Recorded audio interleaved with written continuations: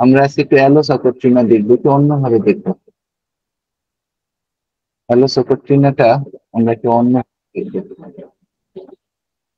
অ্যালোসোকোট্রিনাটা আমাদেরকে আসলে ভুল পড়ানো হয়। সত্যি কথা হয়েছে এটা। আমার কথা স্পষ্ট বোঝা যাচ্ছে তো? জি স্যার, শোনা যাচ্ছে সুন্দরভাবে। ওকে। সো অ্যালোসোকোট্রিনা আমাদেরকে একটু ভুল পড়ানো হয় আমাদেরকে, যেহেতু আমাদের খুব একটা বেশি সময় নেই, আমাদের স্যারেরা অনেক বেশি পরিমাণ ব্যস্ত থাকেন, সুতরাং অ্যালোসোকোট্রিনার নতুন কি আসছে না আসছে এই জিনিসগুলো আমাদের একটু কম জানা নেই।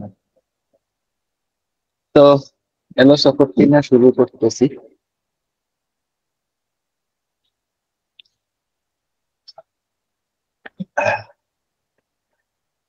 সো আপনারা দেখবেন অ্যালোসোকোট্রিনাতে আমাদেরকে যেটা পড়ানো হয় সেটা হচ্ছে যে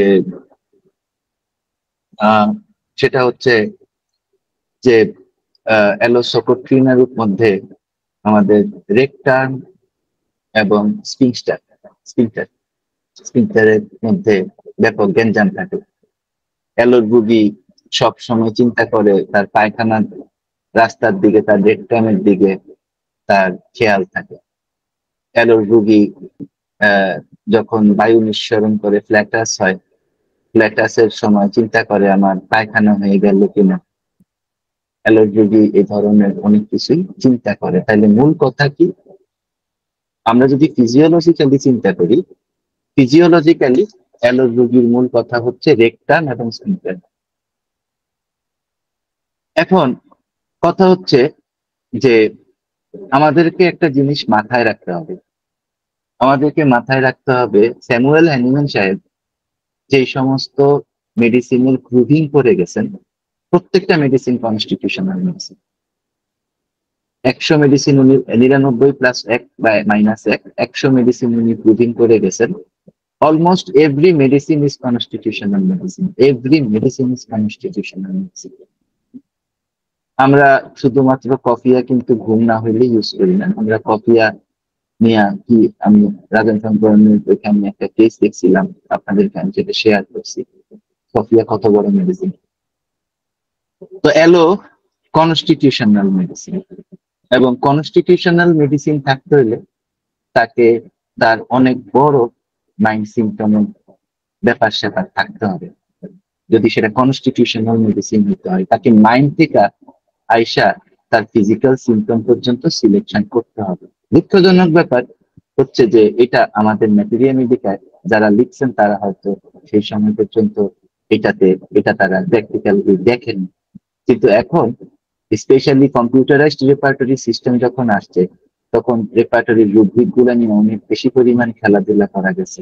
এবং ওইখান থেকে সত্যি কথা বলতে কি, আজকে থেকে 20 বছর আগে হোমিওপ্যাথি, আজকে থেকে জাস্ট 20 বছর আগে মানে 2000 সালে হোমিওপ্যাথি ওই কেন্ট বা ক্লার্ক যেখানে রাইখা গেছেন সেখানে ছিল। আজকে থেকে 20 বছর পরে মানে 2001 সাল থেকে 2024 সালের মধ্যে হোমিওপ্যাথির যতটুকু চেঞ্জ হয়েছে ওটা প্রায় 300 বছরের সমান চেঞ্জ হয়েছে। সো আমরা এখানে আশা করছি, আমাদের সৌভাগ্য, আমরা অনেক বড় বড় কেস এখন ছোট ছোট রেমেডি দিয়া আমরা তুলে দিতে পারি।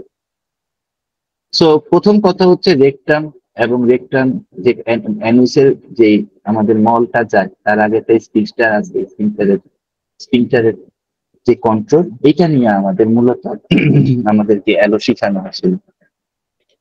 আহ এটা বুঝতে হইলে, এটার এটার একটা দিক বুঝতে হইলে আমাদেরকে বুঝতে হবে তাহলে অ্যালোর রোগী কি নিয়ে চিন্তা করে। অ্যালোর রোগী চিন্তা করে হচ্ছে ফ্লাটাস নিয়ে, তার যে বায়ু বের হয় সেটা নিয়ে চিন্তা করে। এবং অ্যালোর রোগী চিন্তা করে কি, স্টুল নিয়ে, তার যে পায়খানা হয়।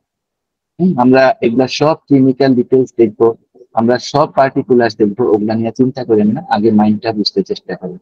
কারণ মাইন্ডটা বোঝা খুবই গুরুত্বপূর্ণ। প্রতিদিন আপনি আপনার ক্লিনিকে, প্রতিদিন না পাইলেও অন্তত প্রত্যেক 2-3 দিনের মধ্যে একটা করে রুগী পাওয়া উচিত। আমি যখন বলা শেষ করবো তখন আপনি বুঝবেন। সো তার প্রথম কথা হচ্ছে তার টেনশন কোন দিকে থাকে, তার টেনশন থাকে স্টুলে এবং প্ল্যাটাসে, টেনশন থাকে স্টুলে এবং প্ল্যাটাসে। সো প্ল্যাটাস আসলে কি জিনিস? প্ল্যাটাস আসলে কি জিনিস? প্ল্যাটাস হচ্ছে আপনি যদি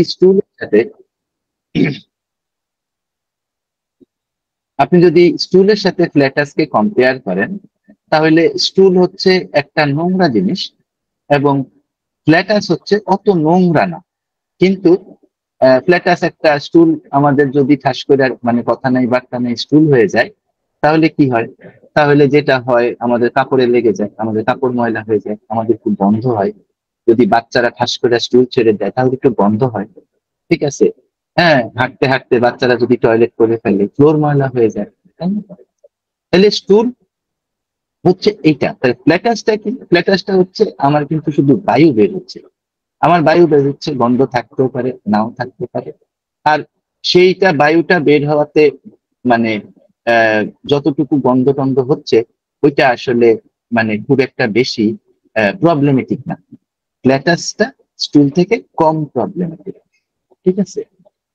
অ্যালোসকোট্রিনা রোগীর মেন্টাল সিমটম হচ্ছে, সবচেয়ে বড় মেন্টাল সিমটম হচ্ছে অ্যালোসকোট্রিনা রোগী সবসময় মনে করে আমি যাদের সাথে আসি, খেয়াল করেন, আমি যাদের সাথে আসি তাদের সম্পর্কে, তাদের সাথে আমি খুবই মিলামিশা থাকবো। আমরা এটা একদম ডিটেইল আন্ডারস্ট্যান্ডিং এ আসবো। আমি যাদের সাথে আসি তাদের সাথে আমি খুব মিলিমিশে থাকবো এবং আমি যাদের সাথে আসি তাদের সাথে তাদের ব্যাপারে আমি কোনো কথা বলবো না। এখন আমি আপনাকে একটা ইউজ কেস সিনারিও দেই। ধরেন আমাদের তারেক কুতুবী ভাই, কথার কথা, আমার খুব প্রিয় মানুষ, খুব ভালো ডাক্তার উনি, মানে চিটাগাঙে যেখানে থাকে উনি ডাক্তারি করেন, এটা অবিশ্বাস্য। ঢাকা শহরেও উনি ছেলে পেলে ওনার লেভেলের ডাক্তার না, উনি যেভাবে মেডিসিন খাবেন বা পেজ থেকে দেন। তারেক কুতুবী ভাই ধরেন একটা সংগঠনে ছিল, কথার কথা বলতেছি, এডিসি একটা সংগঠনে ছিলেন। এখন ওই সংগঠনের সাথে তারেক কুতুবী ভাইয়ের একটা ভালো সম্পর্ক আছে। এখন আমি আইসা তারেক কুতুবী ভাইকে একটা ফোন দিলাম। তারেক কুতুবী ভাই কিন্তু অ্যালোর রোগী, কথার কথা। তারেক কুতুবী ভাইকে আমি ফোন দিলাম। তারেক কুতুবী ভাইকে ফোন দিয়ে আমি বললাম যে তারেক কুতুবী ভাই, ওই সংগঠন তো আমাকে ডাকতেছে, ওদের একটা অনুষ্ঠানে ডাকতেছে। এখন তারেক কুতুবী ভাই জানেন যে ওই সংগঠনের মধ্যে কিছু কিছু ঝামেলা আছে, ঝামেলা যে নাই সেটা না, ঝামেলা আছে। কিন্তু তারেক কুতুবী ভাই এটাও জানেন যে আমি যদি এটা বলে দেই তারিক ভাইকে, তাহলে যেটা হবে এটা হচ্ছে যে আমার সংগঠনের লোকদের সম্পর্কে একটু বাজে বলা হবে।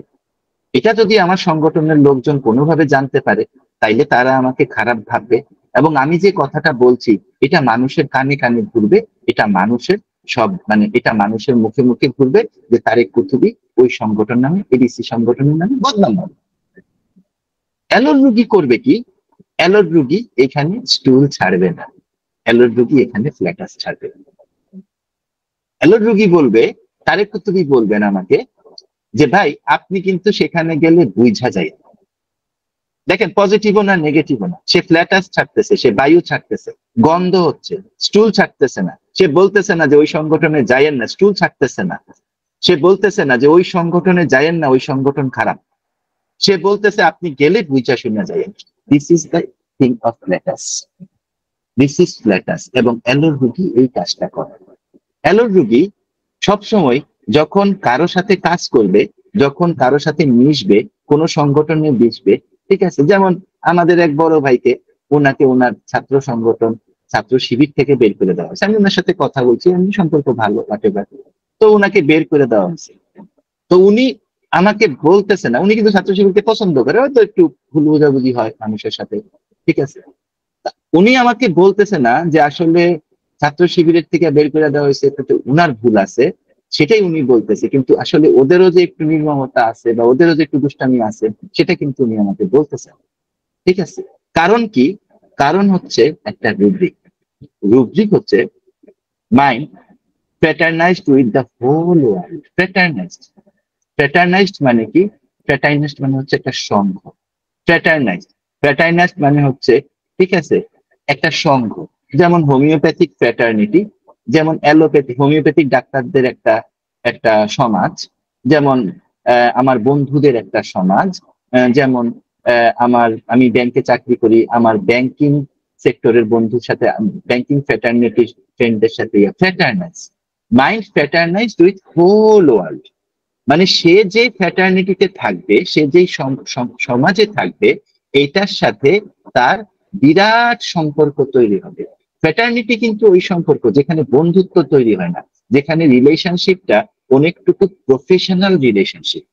ঠিক আছে, রিলেশনশিপটা কিরকম, অনেকটুকু প্রফেশনাল রিলেশনশিপ, কিন্তু সেখানে একজনের জন্য আরেকজনের সহমর্মিতা থাকে, সেখানে একজনের জন্য আরেকজনের মন কাঁদে, সেখানে একজনের জন্য আরেকজনের ইয়া হয়, এবং সবচেয়ে বড় কথা, সেখানে একজন আরেকজনের দোষ লুকায় রাখে।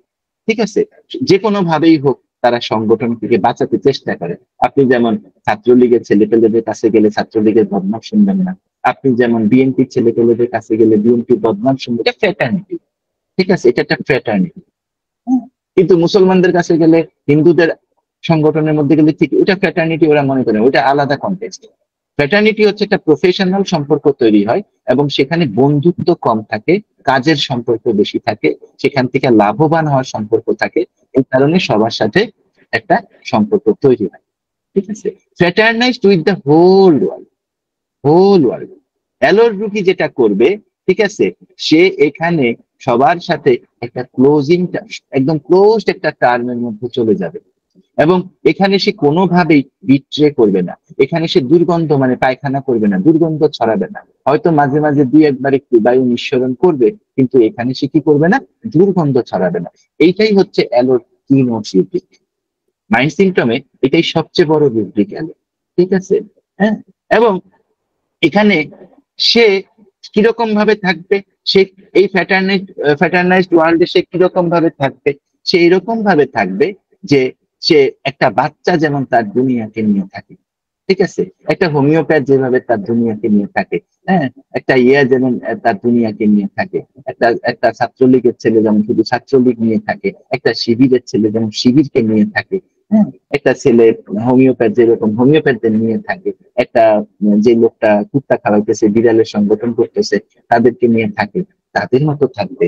মানে চাইল্ড ওয়ার্ল্ড, বাচ্চারা যেরকম খেলনা নিয়ে থাকে, অ্যালো রুগী ওই জিনিসটা নিয়ে থাকবে।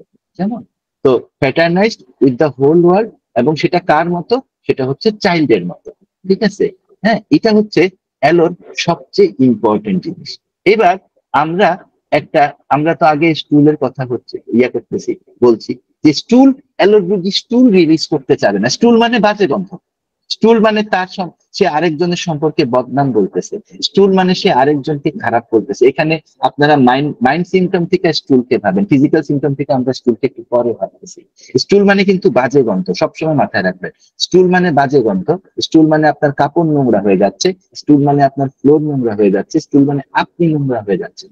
ঠিক আছে, অ্যালোর রুগী কি করবে না, অ্যালোর রুগী কখনোই স্টুল রিলিজ করতে যাইবে না। ঠিক আছে, এবং আপনি তাকে জিজ্ঞাসা করলেন যে ভাই হোমিও স্টাডি কেমন, তখন সে বলবে যে সে চিন্তা করবে যে আমি যদি এখন বলি হোমিও স্টাডিতে যেগুলা পড়ানো হয় বা তারিক ইমাম স্যার যেগুলা পড়ান সেগুলো একটু অ্যাডভান্স, আপনার কঠিন লাগতে পারে, তাহলে হবে কি এই লোকটা স্টাডি সম্পর্কে মানে ভরকায় যান।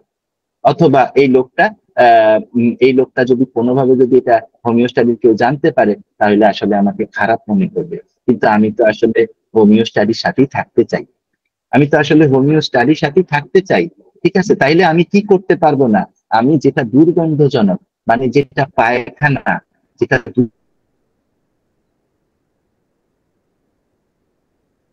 দুর্গন্ধজনক, আমি ওটা ছাড়তে পারবো না। আমি বড় জোর কি ছাড়তে পারি, আমি আমি কি ছাড়তে পারি, বাড়ি থাকতে পারি, আমি বাড়ি অনুসরণ করতে পারি। আমি তো বলতে পারি যে হোমিও স্টাডি একটু তারা ডিফারেন্ট। ঠিক আছে, হ্যাঁ, আমি এতটুকু বলতে পারি, তার ক্লাসিক্যাল অ্যাডভান্স, আমি এতটুকু বলতে পারি। ঠিক আছে, যেটাতে বদনামও হয় না আর সুনামও হয় না। কিন্তু আমি কিন্তু স্টুল ছাড়তে পারবো না। আমি কি ছাড়বো, আমি কিন্তু সবসময় লেটাস ছাড়বো। This is the core of aloe, this is the most important point of aloe.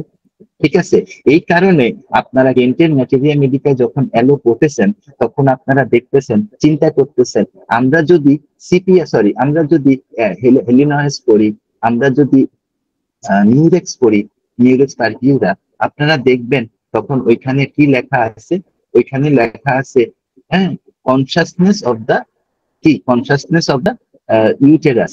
হ্যাঁ, একটা মহিলা বাইরের থেকে বুঝতেছে তার ইউটেরাসটা নড়তেছে, একটা মহিলা বাইরের থেকে বুঝতেছে তার ইউটেরাসটা, consciousness of the womb, sorry uterus না, এখানে লেখা আছে ওম, ওম মানে ইউটেরাস।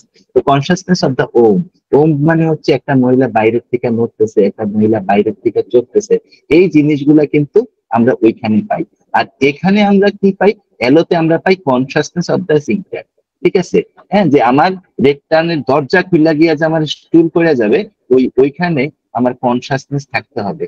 আমি অবশ্যই কি করতে পারবো না, আমি অবশ্যই যেখানে সেখানে স্টুল ছাড়তে পারবো না। This is the core of aloe, this is the core of aloe, most important thing about aloe. ঠিক আছে, হ্যাঁ, এবং এখানে